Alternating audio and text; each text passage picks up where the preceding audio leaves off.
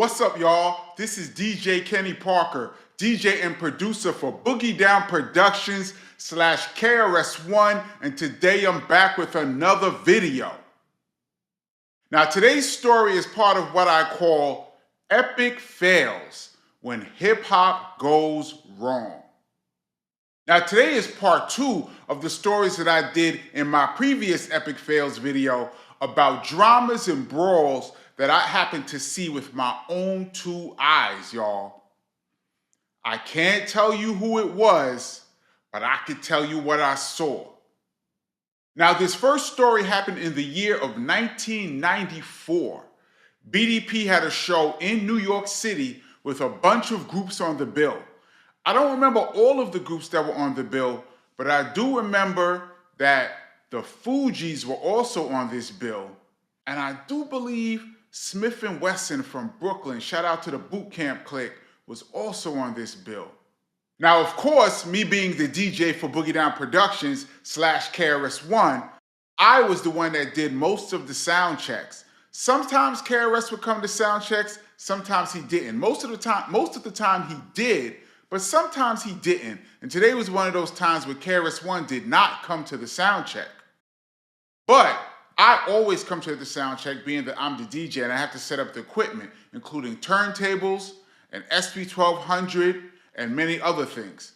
So we get to the sound check, and the security was tight, y'all. This particular venue hired security from a group that was called the Black Israelites. Now, if you lived in New York City or other urban areas where the Black Israelites reside, you'd probably see them on the street preaching. There'd probably be about 6 or 7 of them. They usually have a bullhorn or some kind of microphone, and they stand on the corner and they preach their doctrine. Well, on this particular day, in this particular venue, they decided to hire the Black Israelites as security for the event.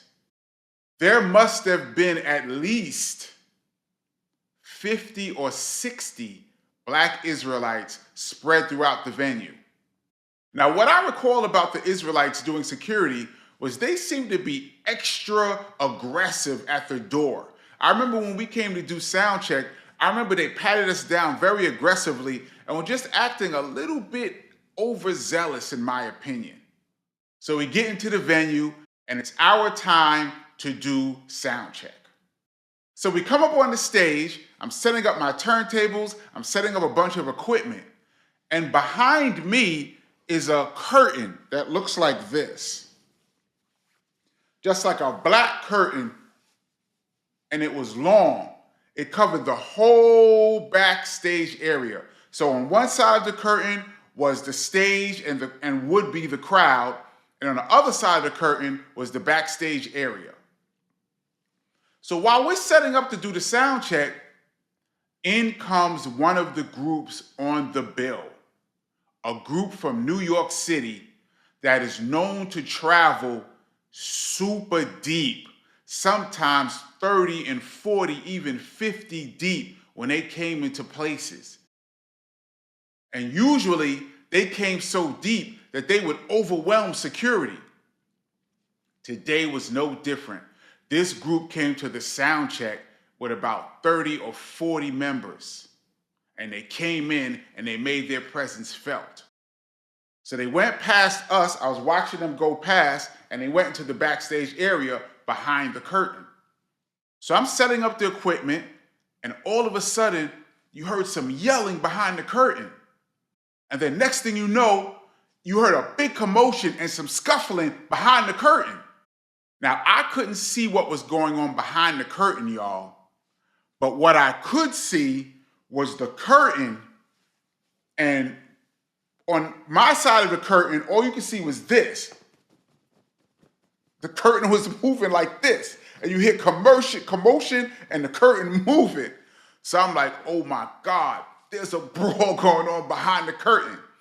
Now, usually, if a group came with 30 or 40 people, like I said, they would overwhelm security. But in this particular venue, the Black Israelites was about 60 or 70 deep. So they were more than prepared for this group. Things got so bad for this particular group that I heard from a very reliable source that they all started running, trying to get away from the black Israelites who apparently were winning the fight. These guys were so desperate to get away from these Israelites that some of them actually, I'm gonna use the word for YouTube, borrowed this Winnebago van that the Fugees had drove to the venue in. And this particular group was so desperate to get away from the Israelites that they jumped into the Fugees' vehicle, took the vehicle, and took off down the block to get away from the Israelites. I have never in my life seen a commotion like this with this many people scrapping, even though I didn't see the scrap. All I heard was the scrap and this behind the curtain. Anyway, I don't even think this particular group performed that night. They may or may not have performed. I don't know. I don't think all of the members showed up though. So I have to say, y'all, for this particular rap group who usually overwhelms security, today was not the day. And for them, it wasn't.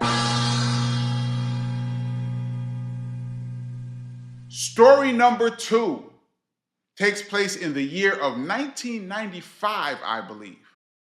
There was a concert at a well-known theater in New York City. And on the bill was, I do believe, Mobb Deep and my homeboy, rest in peace, from Bad Boy Records, Craig Mack. Now, Craig Mack had released his second single off his debut album, a song called Can I Get Down? And this song had a particular remix that Q-Tip did that I used to love. Rumor had it that Q-Tip was gonna also be at this show to perform the remix with Craig Mack, which gave me extra incentive to get to this show. Unfortunately, I didn't have a ticket. But for me, in the 90s, that didn't stop me. I was going to the event anyway. Most of the events that I went to in New York City, I got in for free, thankfully, because I was also part of a major group and I got a lot of love around the city at hip hop venues. Shout out to all the security guards who ever let Kenny Parker into a building. Anyway, so I get to the theater and I get to the backstage and the security was acting real tough. That's it. Nobody's coming back here. Nobody's getting in. That's it. We don't care. The place is closed, sold out. It's over. Everybody leave. They were talking like that to the people in the back, other artists trying to get in. So I was like, damn, it doesn't look like I'm going to be able to get into this show. All of a sudden, here comes Craig Mack, who was on the bill. And he was walking with another rapper. Let's just say this rapper, I believe, is from the Bronx. So Craig Mack is coming with a few people, and this rapper from the Bronx is coming with a few of his people, so it was a nice little crew of them. Came to the backstage to go in. Security was like, nobody can't go in, we don't care. So they were arguing, Craig Mack is here, he's on the bill, he's performing tonight. Security was like, we don't care, nobody's getting in. So they're arguing, and I'm watching this and it's starting to get heated. And the artist from the Bronx is really starting to get heated. And he kind of steps to the front and now he's in the face of security. So I'm looking at this and I'm like, oh boy, this doesn't look good. So next thing you know, the artist from the Bronx, along with Craig Mack, is like, yo, we going in. And they just step to security. So security pushes them back. So they stepped up to security again. Security pushes them back.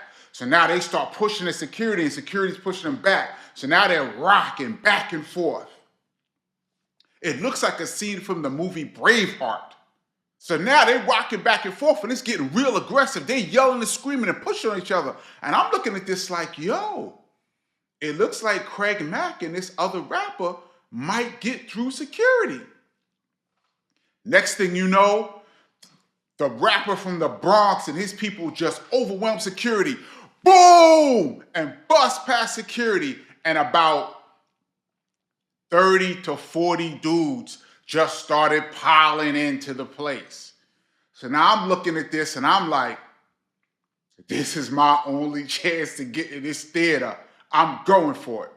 So, but I'm about 20 feet back from the rest of the mob. So by the time they rolled in, security, after they overwhelmed security, security kind of got back in their places and got their composure. So now here I come, I'm running through, and they stopped me. So I looked at the dude, I'm like, come on, man. And he just looked at me and he was like, it's already over. Like, we already lost, basically. And he just said, go ahead, man. And I ran through and caught up to the rest of the mob.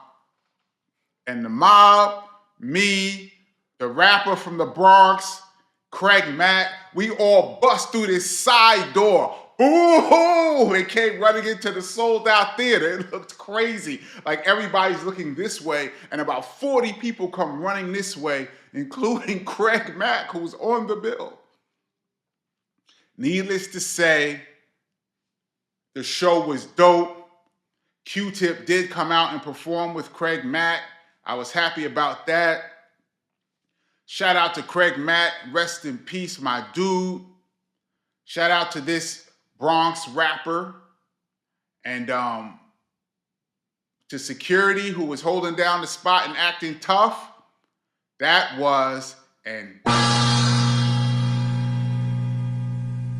Anyway, y'all, that's my story. I hope you guys enjoyed it. If you did, please give me a thumbs up and a like. If you don't have the book, get the book. My brother's name is Kenny. There's a lot of details in here that you guys need to know. The origin of BDP. I'll put the link in the description below. And I am out. Peace.